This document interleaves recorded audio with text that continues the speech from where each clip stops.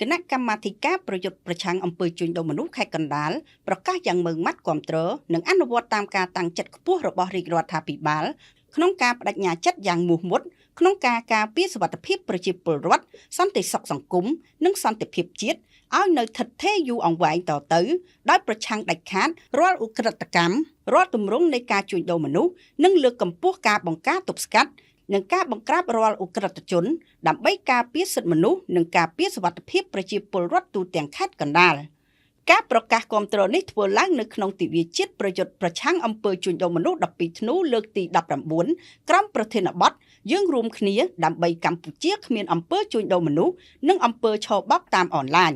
ក្រោមអធិបតីភាពលោកជំទាវស្រុនស្រីនាងអភិបាលរងខេត្តកណ្ដាលនិងជាអនុប្រធានអចិន្ត្រៃយ៍គណៈកម្មាធិការប្រយុទ្ធប្រឆាំងអំពើជួញដូរមនុស្សខេត្តដែលបានរៀបចំដោយរដ្ឋបាលខេត្តកណ្ដាលនាព្រឹកថ្ងៃទី18ខែមីនាឆ្នាំ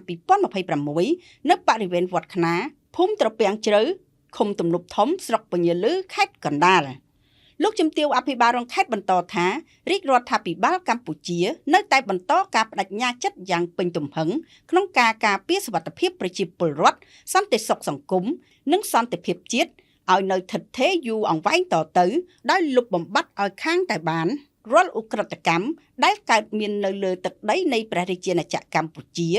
និងការពារប្រជាជនកម្ពុជានិងជនបរទេសទាំងឡាយណាដែលបាននឹងកំពុងស្នាក់នៅលើទឹកដីកម្ពុជាឲ្យមានសុវត្ថិភាពនិងទទួលបាននូវកិច្ចការពារតាមគោលការណ៍ច្បាប់ដោយឥតរើសអើងនិងមិនបណ្តែតបណ្តោយឲ្យបាត់ល្មើសរិទ្ធធំធាត់ក្លាយជាឧបសគ្គដល់ដំណើរការនៃការអភិវឌ្ឍជាតិគ្រប់វិស័យដែលជាគោលដៅចម្បងរបស់ជាតិស្របតាមគោលនយោបាយជាតិបញ្ចកោណដែលបាននឹងកំពុងអនុវត្តយ៉ាងរលូនក្នុងដំណាក់កាលទី1និងជំហានបន្តបន្ទាប់ទៀតឡើយ